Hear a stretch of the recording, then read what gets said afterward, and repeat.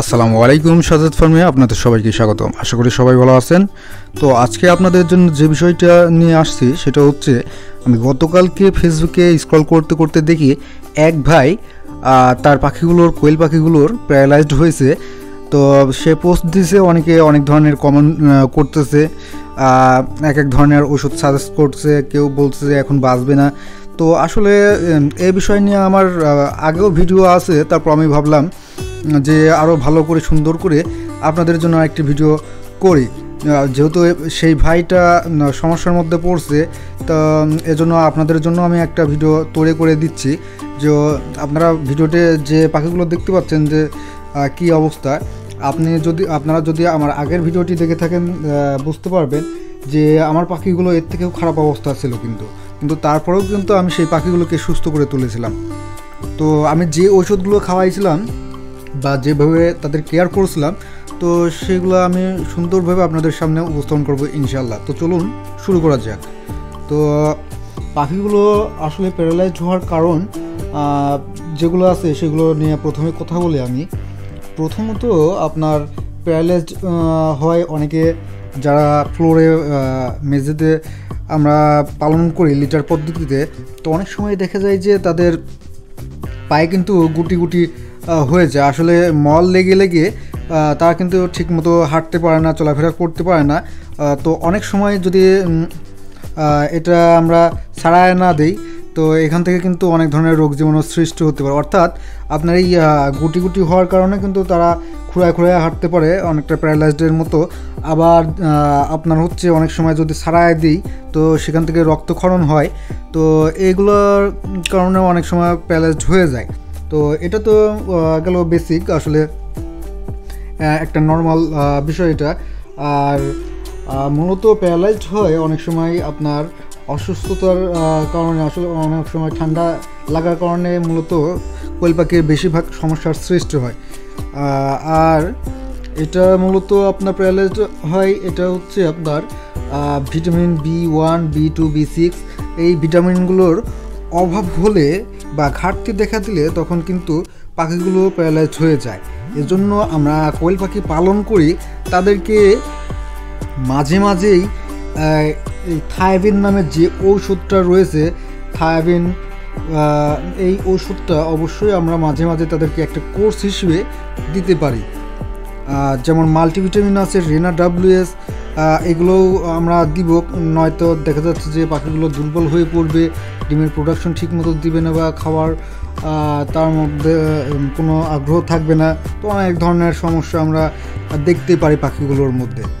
তো এই জন্য অবশ্যই আমরা একটা কোর্স হিসেবে থায়াবিন খাওয়ানোর চেষ্টা করব মাসে কয়েকবার করে।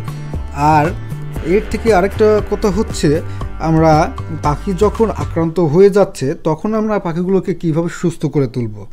তো থায়াবিন যে ওষুধটা আছে এটা তো আপনাদের মাস্ট বি দিতেই হবে। তো এটা ছাড়া কিন্তু এই প্যারালাইজডের চিকিৎসা আসলে দেখা যাচ্ছে আপনি যে ডাক্তারের কাছে যান থায়াবিন ওষুধটাই দেয়, বা আপনি যদি ইউটিউবে সার্চ করেন তারপরেও দেখতে পারবেন থায়াবিন ওষুধটাই কিন্তু সাজেস্ট করা আছে। আর আমি যখন আমার পাখিগুলো নিয়ে বিপদে পড়ছিলাম, অনেকটা আসলে নিস্তেজ হয়ে গেছিলো, আমার অন্যান্য ভিডিও তুলে দেখবেন। তো সেই পাখিগুলো কিন্তু এই থায়াবিনের সাথে আমি আরেকটি ঔষধ দিয়েছিলাম এক্সট্রা, যেটার কারণে আমার পাখিগুলো খুব দ্রুত সুস্থ হয়ে ওঠে। আর সেই ওষুধটা যদি আমি বলি নামটা কি, সেটা হচ্ছে রিবোসন। অনেক সময় আমরা মানুষের ক্ষেত্রে এই ওষুধগুলো ব্যবহার করে থাকি। তো এই রিবোসন, এই ওষুধটার দামটা কিন্তু বেশি না, একেবারেই সীমিত দাম, কিন্তু এটার কার্যকারিতা কিন্তু অনেক। তো থায়াবিন আর এই রিবোসন, এই দুইটা ঔষধ যদি আমরা ঠিকঠাক মতো খাওয়াতে পারি রুটিন অনুযায়ী, তাহলে ইনশাল্লাহ পাখিগুলো সুস্থ হয়ে উঠবে।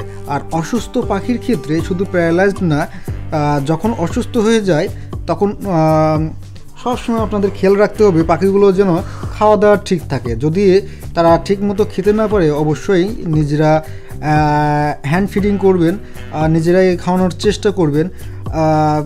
এক্ষেত্রে যদি আপনারা খাওয়াতে ব্যর্থ হন, এক্ষেত্রে কিন্তু তাদের শরীরটা আরও বেশি অসুস্থ হয়ে পড়বে এবং সুস্থ হওয়ার হারটা একেবারেই কমে যাবে। অনেক সময় দেখা যাচ্ছে যে পাখিগুলো অসুস্থ, এগুলো আমরা ঠিক মতো খাওয়াতে পারছি না বা দেখাশোনা করতে পারছি না, বা আমরা ওষুধটা খাওয়ানো দরকার, ওষুধটা খাওয়াচ্ছি কিন্তু এটা কিন্তু কার্যকর ঠিকমতো আপনি পাবেন না। আপনি নিজের ক্ষেত্রেই যদি দেখেন, আপনি যে কোনো ঔষধ খাওয়ার সময় কিন্তু খাওয়ার আগে বা পরে একটা আপনার সময়টা নির্ধারণ করে দেয় ডাক্তার কিন্তু। তো এর জন্য অবশ্যই খাওয়াটা কিন্তু অত্যন্ত জরুরি। আপনার এই ওষুধগুলো পরিপাক ঠিকমতো যদি না হয় তাহলে কিন্তু পাখিগুলো সুস্থ হবে না। তো এর জন্য অবশ্যই পাখিগুলোকে খাবার দাবার সুন্দরভাবে দেওয়ার চেষ্টা করবেন, পানিগুলো ঠিকমতো খাওয়ানোর চেষ্টা করবেন, আর পাখিগুলোকে সবসময় ঠান্ডার হাত থেকে সেভে রাখবেন। তো এভাবে যদি পাখিগুলো পালন করেন ইনশাল্লাহ খুব সহজেই পাখিগুলো সুস্থ হয়ে উঠবে। আর এই দুইটা ওষুধ আপনারা অবশ্যই ট্রাই করে দেখতে পারেন। যাদের পাখিগুলো প্যারালাইজড হয়েছে অবশ্যই ইনশাল্লাহ বাদ বাকি আল্লাহর ইচ্ছা আপনার পাখিগুলো খুব শীঘ্রই সুস্থ হয়ে উঠবে। তো আজকের মতো এখানেই শেষ করছি। যারা আমার চ্যানেলটি এখনও সাবস্ক্রাইব করেন নাই ইনশাল্লাহ সাবস্ক্রাইব করে নেবেন এখনই। আর যারা ভিডিওটি মনে করেন যে উপকৃত হয়েছেন অবশ্যই লাইক করবেন একটি। আমাদের চ্যানেলের সঙ্গে সবসময় থাকবেন যাতে এই ধরনের ভিডিও আপনারা সবসময় দেখতে পারেন। তো আজকের মতো এখানেই শেষ করছি। সবাই ভালো থাকবেন, সুস্থ থাকবেন। আল্লাহ হাফেজ।